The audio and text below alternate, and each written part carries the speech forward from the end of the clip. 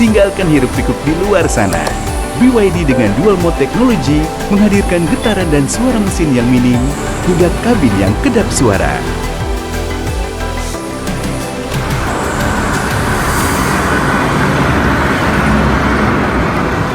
Senyapnya menenangkan, menjaga kedamaian hingga sampai di tujuan. Viewless, feel more. Informasi lainnya pemirsa, Dewan Pengawas Komisi Pemberantasan Korupsi memastikan akan periksa staf administrasi KPK Setia Budi Dias Oktavianto yang menjadi tersangka dugaan pemerasan Bupati Pemalang nonaktif Anom Widiantoro. Pemeriksaan itu dilakukan untuk sebagai bagian dari evaluasi internal Dewas KPK agar peristiwa serupa tidak terulang kembali.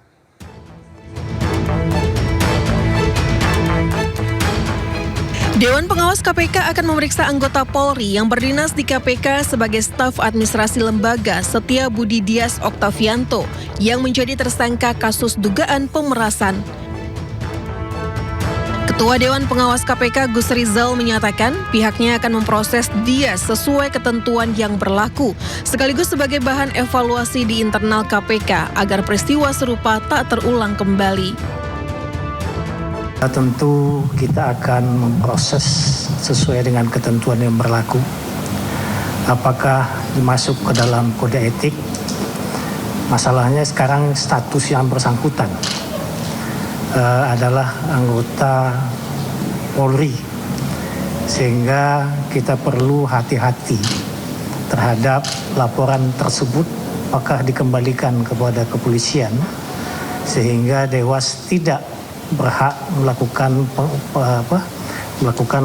pemeriksaan, akan tetapi kita melakukan pemeriksaan untuk evaluasi sehingga jangan sampai terjadi lagi untuk yang akan datang.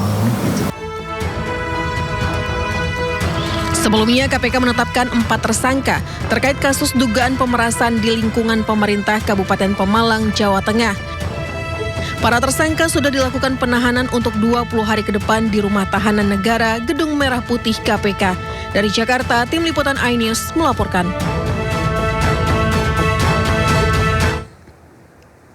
Lima bupati di Jawa Tengah terjaring operasi tangkap tangan KPK. Daftar ini menambah panjang kepala daerah yang terlibat korupsi. Gimana Pak? Situasinya kita minta maaf semua. Minta maaf ya. Usai ditetapkan sebagai tersangka, Bupati Pemalang Anom Widiantoro minta maaf.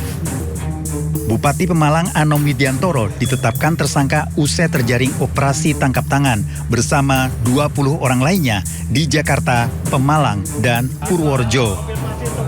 Anom diduga melakukan pemerasan melalui orang kepercayaannya ke sejumlah perangkat daerah maupun rekanan swasta dengan total terkumpul 1,98 miliar rupiah. Anom menambah daftar panjang kepala daerah asal Jawa Tengah yang terjerat kasus korupsi. Gubernur Jawa Tengah Ahmad Lutfi pun buka suara. Lutfi mengaku lelah atas banyaknya kepala daerahnya yang diduga korupsi. Lutfi juga menegaskan tak lagi ada titip-menitip proyek. No titip tak tambahi, tagline jabatan kita no titip-titip, no jasa penitipan. Tidak ada titip dan tidak ada pakai jasa penitipan terkait jabatan. Kalau ada, jangankan KPK saya sendiri yang akan tindak. Pas panjang 2026 ada 11 di Provinsi Jawa Tengah belum ada, provinsi ya, sampai coba-coba menggunakan uang, apalagi bayar. Sebelumnya KPK juga menangkap Bupati Sukoharjo, Eti Suryani, pada 9 Juli 2026. Eti diduga terlibat pemerasan terhadap bawahannya. Tak hanya itu, pada 13 Maret 2026, Bupati Cilacap, Samsul Aulia Rahman, juga ditangkap KPK. Samsul diduga memeras setoran tunjangan hari raya di Pemda. Di bulan Maret juga, tepatnya 3 Maret 2026, KPK menangkap Bupati Pekalongan, Fadia Ar-Rafiq. Fadia diduga korupsi pengadaan jasa outsourcing dan proyek lain di Pemkab Pekalongan sepanjang 2023 hingga 2026. Selanjutnya ada Bupati Pati Sudewo yang menjadi tersangka dalam kasus pemerasan dalam pengisian jabatan perangkat desa. Sudewo juga diduga terlibat suap proyek pembangunan dan pemeliharaan jalur kereta api di bawah Kemenhub. Sudewo ditangkap pada 19 Januari 2026. Hingga kini total ada 12 atau selusin bupati yang terjerat kasus korupsi. Mahalnya ongkos politik diduga menjadi penyebab maraknya kasus korupsi di daerah. Tim Liputan iNews melaporkan. Kita beralih ke informasi lainnya pemirsa. Badan Gizi Nasional telah mengembalikan dana negara sebesar 311,2 miliar rupiah ke kas negara. Keputusan ini diambil setelah ditemukannya anomali pada rekening virtual account Satuan Pelayanan Pemenuhan Gizi dalam proses pemeriksaan internal. Badan Gizi Nasional telah mengembalikan dana segar sebesar 311,2 miliar rupiah ke kas negara. Langkah ini diambil setelah pihak BG menemukan anomali pada rekening virtual account Satuan Pelayanan Pemenuhan Gizi atau SPPG dalam proses pemeriksaan internal. Kepala Badan Gizi Nasional Sudaryono mengatakan bahwa pemeriksaan dilakukan terhadap ribuan rekening virtual account milik dapur SPPG yang hasilnya ditemukan 414 SPPG yang rekeningnya bermasalah, mulai dari rekening ganda, rekening untuk dapur yang belum beroperasi, hingga rekening untuk dapur yang tidak ada.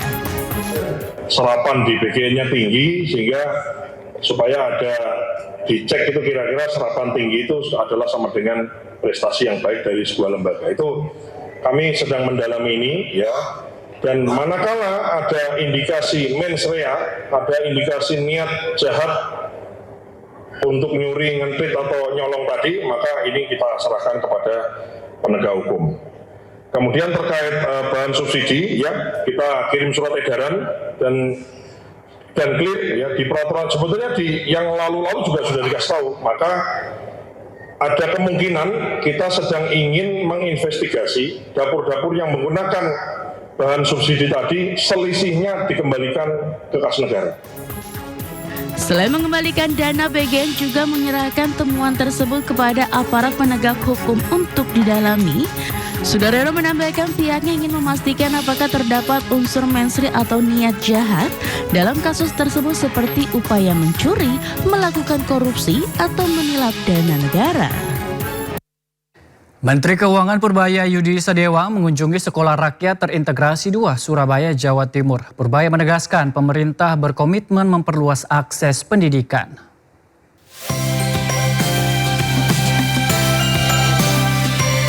Kunjungan ini dilakukan untuk meninjau langsung kesiapan sarana dan prasarana, sekaligus memastikan terlaksananya kegiatan belajar mengajar yang telah berjalan sejak 30 Juli 2026 berlangsung dengan baik. Dalam kunjungan tersebut, Menkeu mengikuti rute keseharian peserta didik mulai dari lingkungan asrama hingga ruang kelas. Menkeu juga meninjau kondisi furniture, sirkulasi udara, serta kesiapan ruangan kelas dan meja belajar untuk memastikan seluruh fasilitas berfungsi dengan baik, mendukung proses belajar mengajar. Semangat semuanya belajarnya, nanti diikutin semua pelajaran dari guru-guru di sini.